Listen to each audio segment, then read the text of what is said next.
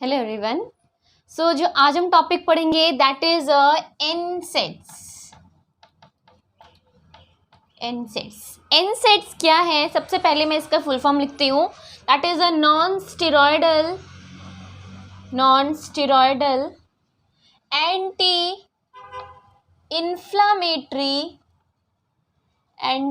Inflammatory drugs. ठीक है, non steroidal anti inflammatory drugs. सबसे पहले इनके नाम में ही इनका कुछ कुछ एक्शन छुपा हुआ है। कैसे? स्टेरॉयडल क्यों लगाया गया है, इसकी एक स्टोरी है। क्या होता है जब कभी भी इन्फ्लेमेशन होता है ना, जब हमारे एनसेड्स डिस्कवर नहीं हुए थे या उससे भी पहले जब कभी भी इन्फ्लेमेशन होता था, ठीक है, इन्फ्लेमेशन का मतलब है कि वहाँ पे कोई भी इंजरी हो गई है, कोई इन्फेक्शन हो गया है, जिसकी वजह से वहाँ पे हमारी बॉडी की जो वाइट ब्लड सेल्स हैं, जो फैगोसाइटोसिस सेल्स हैं, जो इन्फेक्शन से लड़ती हैं, वो सारी सेल्स वहाँ पे इकट्ठा हो गई हैं और उस इंजरी से या उस माइक्रोब से फाइट कर रही हैं। तो उस कंडीशन को ये बोलते हैं, वहाँ पे इन्फ्लेमेशन हो जाता है, स्वेलिंग हो जाती है, रेडनेस हो जाता है। उस कंडीशन को हम इन्फ्लेमेशन बोलते हैं, राइट। एक्चुअली में इन्फ्लेमेशन हमारी बॉडी का एक सेल्फ डिफेंस मैकेनिज्म है। अब ये इन्फ्लेमेशन को ट्रीट करने के लिए पहले के ज़माने में दिए जाते थे स्टेरॉइड्स। क्या दिए जाते थे? स्टेरॉइड्स। स्टेरॉइड्स क्या होते हैं? एंटी इन्फ्लामेटरी ड्रग्स होती हैं, एंटी इन्फ्लामेटरी, राइट। यानी कि जो स्टेरॉइड्स होते, जब इन्फ्लेमेशन होता था तब स्टेरॉइड्स दिए जाते थे पहले ज़माने में। अब स्टेरॉइड्स, हर छोटी बात पर अगर किसको स्टेरॉइड्स देने लगेंगे तो स्टेरॉइड्स का बहुत सीवियर साइड इफ़ेक्ट है, राइट। वो हमारी बॉडी में बहुत सारे हार्मोन्स का, आप बोल सकते हैं, इम्बैलेंस कर सकते हैं, बहुत सारे फिजियोलॉजिकल फंक्शंस को इफेक्ट कर सकते हैं। मेल हार्मोन, फीमेल हार्मोन, इन सब, या फिजियोलॉजिकल जो हमारी बॉडी है। एक्चुअली में स्टेरॉइड्स हमारे एनाबॉलिक होते हैं, एंड्रोजेनिक होते हैं। एंड्रोजेनिक वो जो हमारे कैरेक्टर्स, फीमेल और मेल कैरेक्टर के लिए रिस्पॉन्सिबल होते हैं, बियर्ड के लिए, मुस्टैशे के लिए, और जो एनाबॉलिक मसल गेन के लिए रिस्पॉन्सिबल, मसल मास कैसा है। तो ये स्टेरॉइड्स जो है बॉडी के वेरियस हार्मोन्स को अफेक्ट करते थे, राइट। तो अब भाई लोगों ने बोला कि भाई अब जब हम स्टेरॉइड्स नहीं दे सकते तो इन्फ्लेमेशन को कैसे ठीक करें। साथ ही साथ एक और कंडीशन थी कि अगर इन्फ्लेमेशन जहाँ पे भी हो रहा है तो वहाँ पे पेन तो होगा ही होगा। और ये जो स्टेरॉइड्स थे ये सिर्फ एंटी इन्फ्लेमेटरी इफेक्ट देते थे, ये पेन को कम नहीं करते थे। साथ ही साथ इन्फ्लेमेशन होता था, पेन होता था, तो बॉडी का जो टेम्परेचर है, या आप बोल सकते हैं पायरेक्सिया इंड्यूस होता था। पायरेक्सिया मतलब इंक्रीज्ड बॉडी टेम्परेचर, जिसको हम क्या बोलते हैं? फीवर भी बोलते हैं,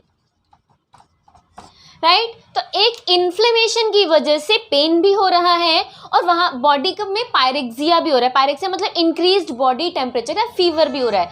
तो जो हमारे स्टेरॉइड्स थे वो सिर्फ इन्फ्लेमेशन की पे इफेक्ट करते थे या एंटी इन्फ्लामेटरी इफेक्ट देते थे, वो पेन को कम नहीं कर पाते थे, क्योंकि इन्फ्लेमेशन, उनका मेन था कि इन्फ्लेमेशन को कम करेंगे तो इन्फ्लेमेशन की वजह से पेन हो रहा है वो ऑटोमेटिकली धीरे धीरे कम हो जाएगा। एट अ मोमेंट पे पेन का कोई रिलीफ नहीं मिलता है, राइट। पायरेक्सिया पे इफेक्ट नहीं कर सकते, यानी बॉडी के टेम्परेचर को रिड्यूस नहीं कर सकते थे, राइट। और साथ ही साथ इनका बहुत ज़्यादा एडवर्स इफेक्ट था, क्योंकि ये बॉडी के कई सारे हार्मोन्स को या बॉडी के कई सारे फिजियोलॉजिकल फंक्शंस को इफेक्ट करते थे ये स्टेरॉइड्स, ओके। तो लोगों ने कहा कुछ और अल्टरनेटिव खोजते हैं। अल्टरनेटिव क्या निकला कि हम ऐसी ड्रग्स निकालें जो नॉन स्टेरॉइड्स हो, इसीलिए इनका नाम पड़ा non steroidal anti inflammatory drugs. यानी कि ऐसी ड्रग्स जो स्टेरॉयडल नेचर की ना हो लेकिन एंटी इन्फ्लामेटरी इफेक्ट देती हो, तब आती हैं हमारी एनसेड्स।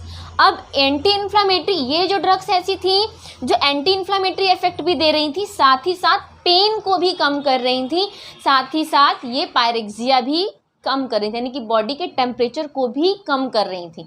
नॉर्मल बॉडी टेम्परेचर नहीं, इंक्रीज्ड बॉडी टेम्परेचर, उसको कम कर रही थी, राइट। तो जो हमारी एनसेड्स ड्रग्स हैं बेसिकली क्या करती हैं? दे एक्ट प्राइमरली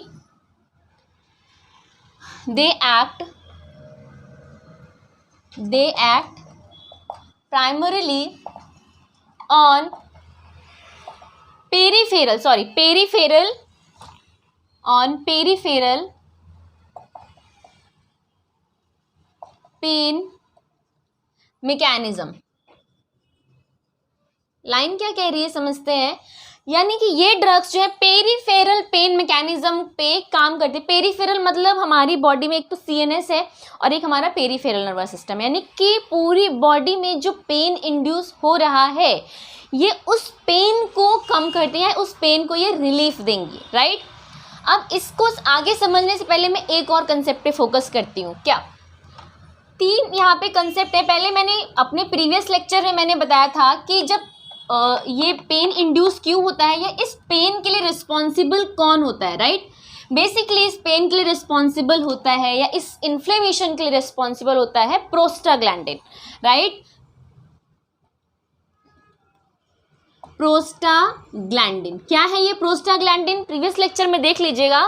प्रोस्टाग्लैंडिन हमारी ही बॉडी का एक सेल मीडिएटर है, सेल मीडिएटर है। कहाँ से रिलीज होता है, ये हमारी सेल्स से ही रिलीज होगा, राइट। इसको अभी मैं आगे मैकेनिज्म समझाऊंगी, तब समझाऊंगी। अच्छा, आज के टॉपिक में हम क्या क्या डिस्कस करेंगे वो भी डिस्कस कर लेते हैं। हम डिस्कस करेंगे सबसे पहले मैकेनिज्म, ठीक है, और क्लासिफिकेशन।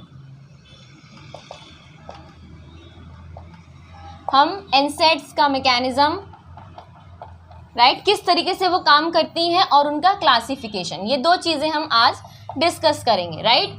सो सबसे पहले अगर हम मैकेनिज्म की बात करें तो मैंने लास्ट क्लास में बताया था कि जो कॉक्स नाम का एंजाइम होता है, कॉक्स 1 और कॉक्स 2, राइट, हमारी सेल से सबसे पहले रिलीज होता है क्या, मेम्ब्रेन फॉस्फोलाइपेज, मेम्ब्रेन फॉस्फोलाइपेज,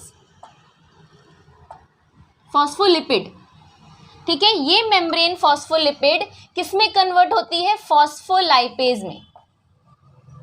अच्छा, ये समझ में आया ये मेम्ब्रेन फॉस्फोलिपिड कहाँ से आया, ये इंजर्ड टिश्यू से, कोई भी इंजरी हो गई है, ठीक है, कोई भी सेल वहाँ पे डैमेज हो गई है, कोई भी ऐसी कंडीशन या बोल सकते माइक्रोबियल अटैक हो गया है, उस कंडीशन में जो इंजर्ड सेल है, फॉर एग्जांपल अगर हमारे इस फिंगर में चोट लग गई तो अब यहाँ की जो इंजर्ड सेल्स हैं, ठीक है, जो टिश्यूज़ हैं, वो मेम्ब्रेन फॉस्फोलिपिड रिलीज करेंगे, राइट।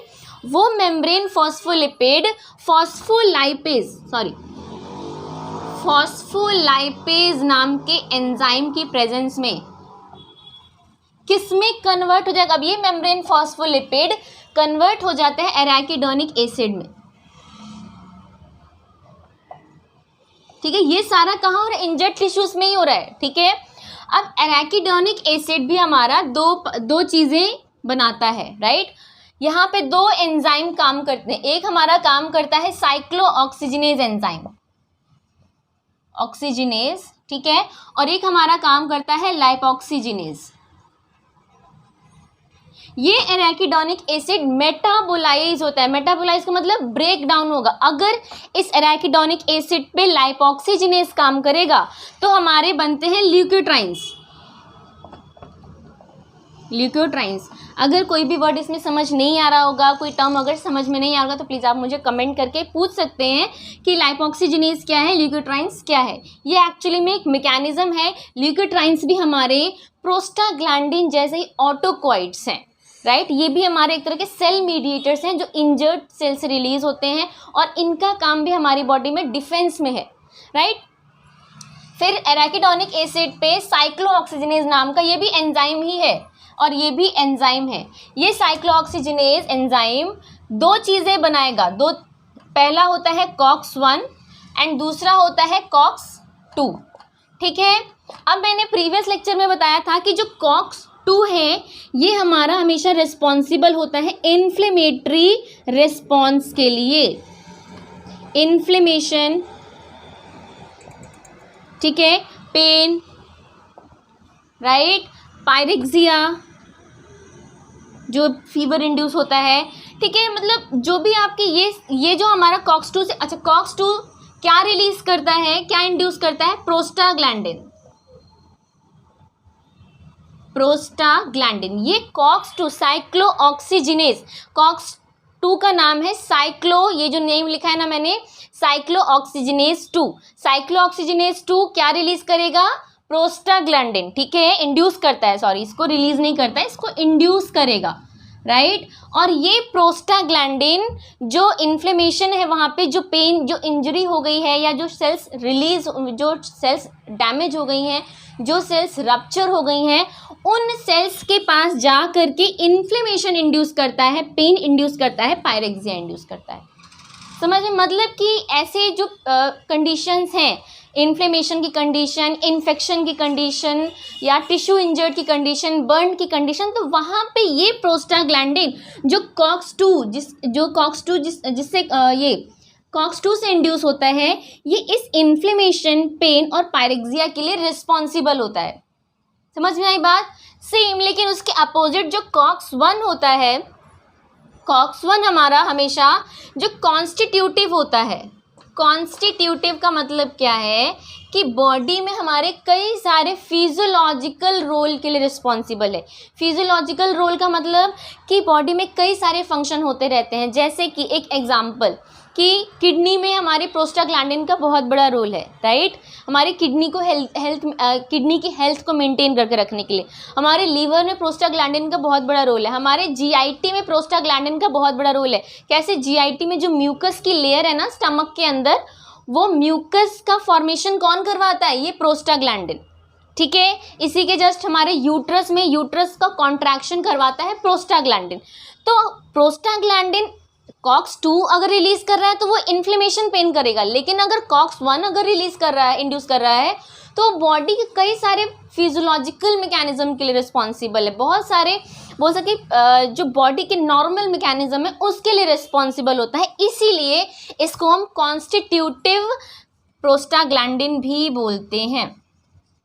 अगर आप लोगों को प्रोस्टाग्लैंडिन का यूज़ पढ़ना है तो आप मुझे कमेंट करके भी बता सकते हैं। मैं एक बार एक चार्ट बना दूंगी जिसमें प्रोस्टाग्लैंडिन का यूज़ क्या है मैं वो समझा दूंगी।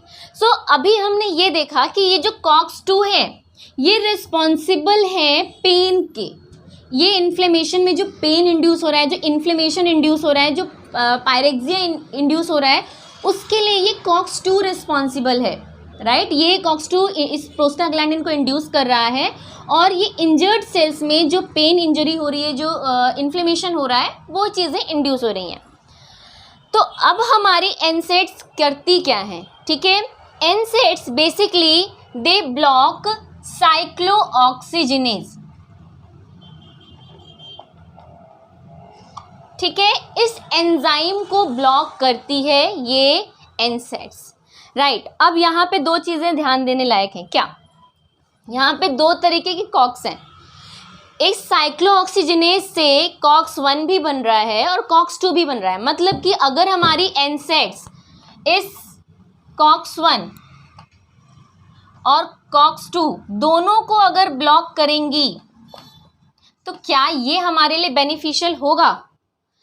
COX-1 हमारी बॉडी के कई सारे फिजियोलॉजिकल रोल के लिए रिस्पॉन्सिबल है। अगर मान लो ये COX-1 ब्लॉक हो गया या COX-1 अगर इनहिबिट हो गया तो हमारी GIT में यानी स्टमक में जो प्रोटेक्टिव लेयर है, जो हमारे जिससे जो हमारे स्टमक को प्रिवेंट कर रही है HCl से, वो लेयर स्टॉप हो जाएगी, राइट। हमारी किडनी में जो एक बेसिक बोल सकते हैं कि फिजियोलॉजिकल मैकेनिज्म है, प्रोस्टाग्लैंडिन किडनी की हेल्थ के लिए काफ़ी रिस्पॉन्सिबल है, तो किडनी की हेल्थ डैमेज हो जाएगी, राइट। हमारे यूट्रस के लिए प्रोस्टाग्लैंडिन बहुत इंपॉर्टेंट है, तो उस कंडीशन वो भी चीज़ें इफेक्ट होने लगेंगी, यानी बॉडी के जो इम्पॉर्टेंट मैकेनिज्म है वो भी ब्लॉक होने लगेंगे अगर COX-1 भी ब्लॉक हुआ तो।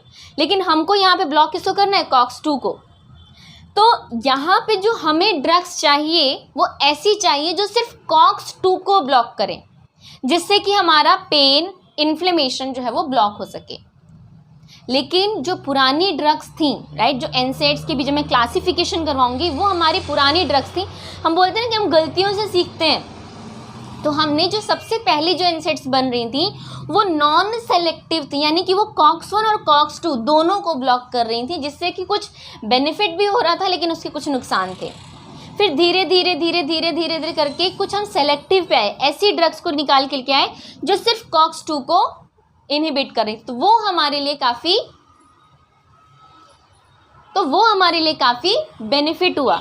सो इस तरीके से हमारे जो एनसेड्स हैं उनकी डिस्कवरी हुई और they are actually the COX-2 inhibitors, ठीक है, COX इनहिबिटर्स। अब उसमें हमारी सेलेक्टिव आती हैं, नॉन सेलेक्टिव आती हैं। नॉन सेलेक्टिव जो COX-1 और COX-2 दोनों को ब्लॉक करेंगी। अगर दोनों को ब्लॉक करेंगी तो उसके एडवर्स इफेक्ट भी ज़्यादा होंगे क्योंकि हमारी बॉडी के प्रोटेक्टिव मैकेनिज्म भी ब्लॉक हो रहे हैं।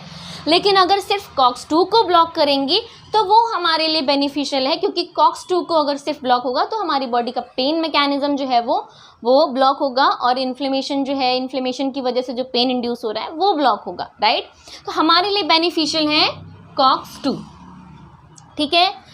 अब इसको और थोड़ा समझने के लिए मैं एक और समझाती हूँ, 3 चीज़ कि हमारी जो एनसेड्स हैं, एक हमारी करती हैं एंटी इन्फ्लामेटरी इफेक्ट देती हैं, एक हमारी देती हैं एंटी एनाल्जेसिक इफेक्ट देती हैं और एक एंटी पायरेक्सिक इफेक्ट देती हैं। बात करते हैं क्लासिफिकेशन, हमारे 2 पार्ट में है, एक है हमारे नॉन सेलेक्टिव COX इनहिबिटर्स, एक हमारे होंगे सेलेक्टिव COX-2 इनहिबिटर्स। ओके, सो क्लासिफिकेशन सबसे पहले आता है हमारा नॉन सेलेक्टिव COX इनहिबिटर्स। ये कैटेगरी है नॉन सेलेक्टिव COX इनहिबिटर्स, मतलब ये कैटेगरी है, ये वो कैटेगरी, इसमें वो ड्रग्स आएंगी जो नॉन सेलेक्टिवली COX को इनहिबिट करते हैं, यानी कि जो COX-1 और COX-2 दोनों को ब्लॉक करेंगी। COX मतलब साइक्लोऑक्सीजिनेज, साइक्लोऑक्सीजिनेज 1, साइक्लोऑक्सीजिनेज 2। साइक्लोऑक्सीजिनेज 1 जो हमारी बॉडी की प्रोटेक्टिव मैकेनिज्म के लिए ज़रूरी है, लेकिन जो COX-2 है वो हमारी बॉडी में इंड्यूसिबल मैकेनिज्म है, मतलब पेन के लिए, इन्फ्लामेशन के लिए, पायरेक्सिया के लिए, इसके लिए रिस्पॉन्सिबल होता है। हमें ब्लॉक बेसिकली COX-2 करना होता है, लेकिन ये जो ड्रग्स हैं हमारी पुरानी एनसेड्स हैं, इसलिए COX-1 और COX-2 दोनों को ब्लॉक करती हैं। Okay, so non selective COX-2 inhibitors में अब यहाँ पे ड्रग्स की कैटेगरी है, ड्रग्स को जो हमने क्लासीफाई किया है ड्रग्स के केमिकल स्ट्रक्चर के बेसिस पे भी किया हुआ है कि इस कैटेगरी में ये ड्रग आ रही है, जैसे सेलिसाइक्लेट्स, इसमें हमारी जो ड्रग आ रही है वो है एस्प्रिन। ये सबसे पहली ड्रग है हमारी एनसेड की। सेलिसाइक्लेट क्या है, आपकी वो कैटेगरी है, मतलब इस एस्प्रिन के अंदर सेलिसाइक्लेट मॉलिक्यूल प्रेजेंट है। ये इसका क्लास एक तरह से कि इसके अंदर ये मॉइटी पाई जाती है और ये नॉन सेलेक्टिव है, इस तरीके से याद करना है।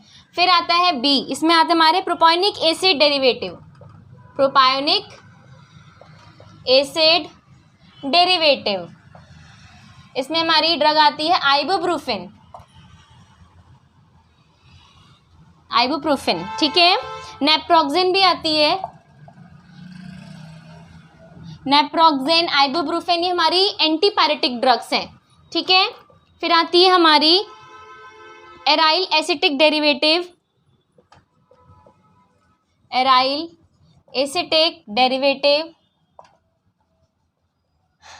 ये जो है ये क्लास है, याद रखिएगा। और ड्रग्स, ये ड्रग्स हैं, इसमें डाइक्लोफिनिक एसिक्लोफिनिक,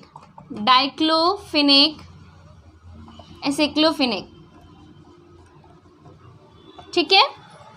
फिर आती है यहाँ पे पायरोल डेरिवेटिव,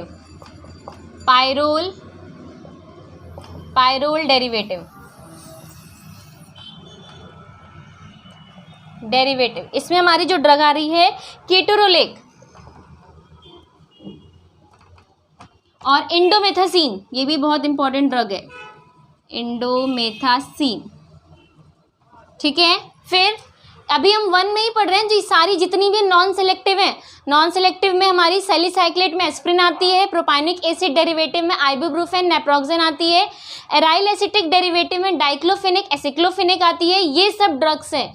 पायरोल डेरिवेटिव में कीटोरोलेक, एंडोमेथासिन आती है। फिर इंडोल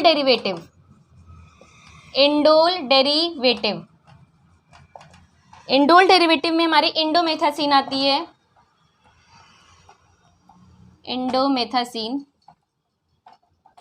ठीक है। सुलिंडेक, ये भी बहुत अच्छी ड्रग है, नई ड्रग है ये और इसके लेस साइड इफेक्ट है, काफ़ी अच्छी ड्रग देखी गई है इंडोल डेरिवेटिव में। और हाँ, फिनामेट्स, ये काफ़ी पॉपुलर ड्रग है, मेफेनामिक एसिड की मेफ्टालस्पास जो आती है, मेफ्टालस्पास that contains mefenamic acid.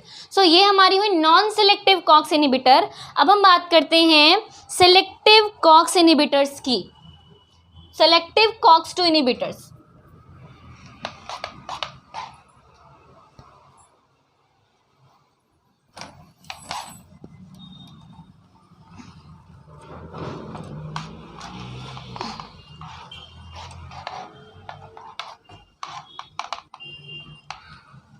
Selective COX-2 inhibitor.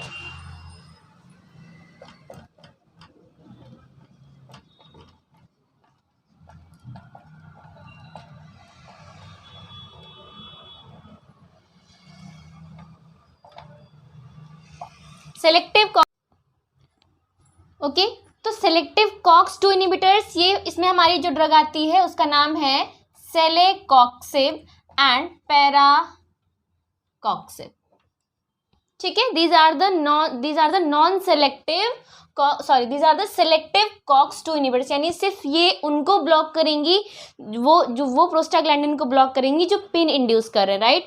इसके बाद से हमारी थर्ड कैटेगरी आती है ऐसी ड्रग्स जो एनाल्जेसिक इफेक्ट देती हैं, एंटीपायरेटिक इफेक्ट देती हैं, लेकिन एंटी इन्फ्लामेटरी इफेक्ट नहीं देती, यानी इनको हम इन्फ्लेमेशन में यूज नहीं कर सकते। ऐसी कौन सी ड्रग है?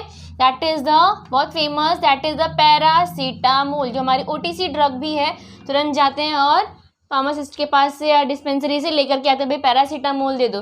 तो इसके अंदर एनाल्जेसिक एक्टिविटी है, मतलब पेन को कम करने वाली, एंटीपायरेटिक मतलब फीवर को या बॉडी टेम्परेचर को कम करने वाली activity, but anti inflammatory effect इसमें काफ़ी लो माना जाता है। और नेक्स्ट हमारी जो पायराजोलोन, ये भी कैटेगरी है, राइट। इसमें हमारी जो ड्रग आती है उसका नाम है phenylbutazone, right. So these are the drugs, these are the classification of non steroidal anti inflammatory drugs.